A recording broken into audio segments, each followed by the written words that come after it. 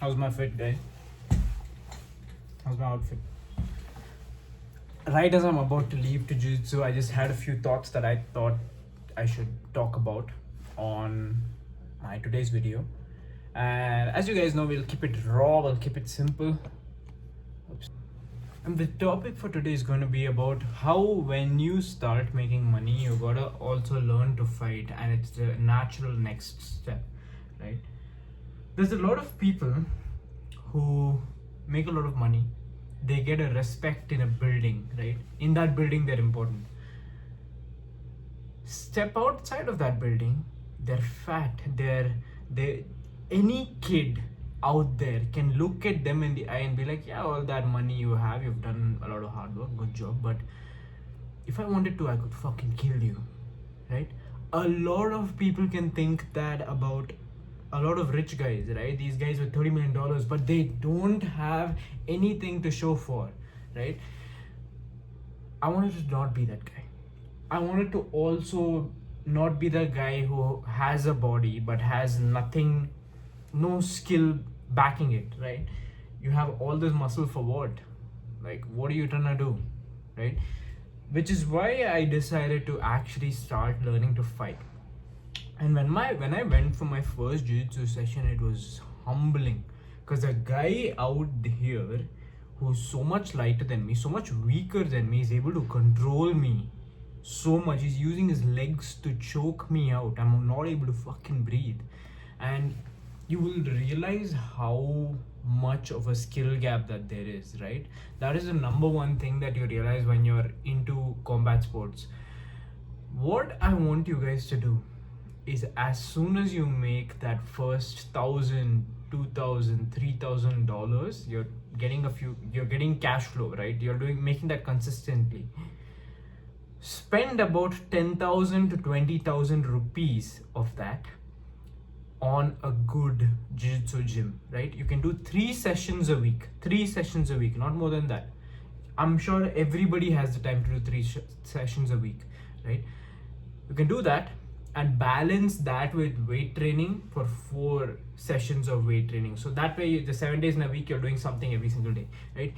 If you're like me, I don't like to work out on Sundays. I like a full day off in the middle of the week, like Wednesday. So I do 2 sessions on Monday, 2 sessions on Tuesday, take Wednesday completely off, no training whatsoever, just work. Thursday 2 sessions, Thursday 1 session, and today, which is Friday, I do 2 sessions. I mean, today is Wednesday, we do 2 sessions. Friday, we do 2 sessions as well, right? So tomorrow, I'll do 1 session basically. The point is that you can always balance it. And is it worth it? Abso-fucking-lutely. I'll tell you all the benefits that you get out of training martial arts that I have practically noticed, right? Anytime you're in the street one-on-one, even if you're the most jacked guy ever, you have this fear of, oh my god, what if they run up on me? What if this guy does this? What if that guy does this? Especially if you're dating an attractive girl, this is the big problem you're going to face, right? Anytime you're alone in the night, you are by yourself in the street in the night, in a shady road, anything of that sort, you will get that internal fear when you're not used to combat. But when you sign up and you put yourself in combat, guess what? Fear no longer exists. It just completely shifts the dynamic, right? You are like, I'm comfortable. I can be myself. I can make the jokes I want. I'm not constantly paranoid. Oh my god, like looking around, things like that. Yeah, I'm still a white belt. Blue belts can fuck me up. Purple belts can fuck me up. Black belts can do whatever the fuck they want with me. But I'm saying that the average guy on the street, I can take care of, right? Most people will not attack you, right? Especially if you're a guy, most people will not attack you. But I'm saying that peace of mind and that self-confidence is priceless. It's something truly money cannot buy by itself. You need to buy a fucking thing and show up to sessions with a good coach, understand the mechanics of fighting, mechanisms of fighting, and all that stuff for you to then appreciate it, right? It doesn't just randomly happen, right? That's the big thing. Now, the next thing is that problem solving, right? I have not gotten to a stage where I'm solving huge problems, but it's all just simple problems that we're solving, like, okay, how do you pass the guard? Okay, cool, this guy's moving his legs around a lot. What type of guard pass can you use, right? If especially if you roll with technical guys, they will let you think. They will be like, okay, fine, you're gonna put this guy in a situation where he has to think, and they'll give you things. They will let you pass the guard, but they'll also let you think, right? That's another big advantage of this, which is that you get to problem solve on the fly, which makes you really good in terms of no matter what you pick up, right? Another huge thing is networking. A lot of people who come to jiu-jitsu, a lot of people that jiu-jitsu has a niche appeal for, are entrepreneurs, are people that are into business, are people that want to start some kind of a company, that are in senior positions in their company. It's nerds who get into jiu-jitsu, right?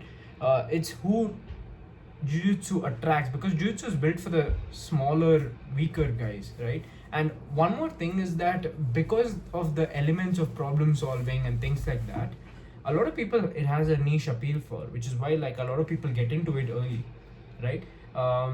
So it's a very underrated networking hack, right? Like right now in my academy there, I haven't met that many people that are into business.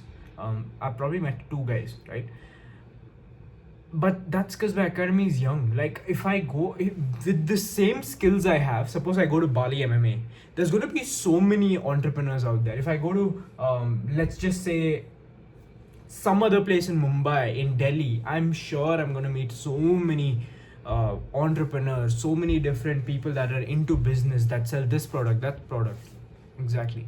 So the networking aspect of it is insane, and because you guys align on a lot of things, like, hey, we do the same sport, it takes a big heart to compete and big heart to step in and big heart to even get your white belt. You're here, there's a lot of mutual respect, no matter if they're higher in terms of the business hierarchy. It takes a lot of mutual respect. Like it gives you mutual respect from everybody, right?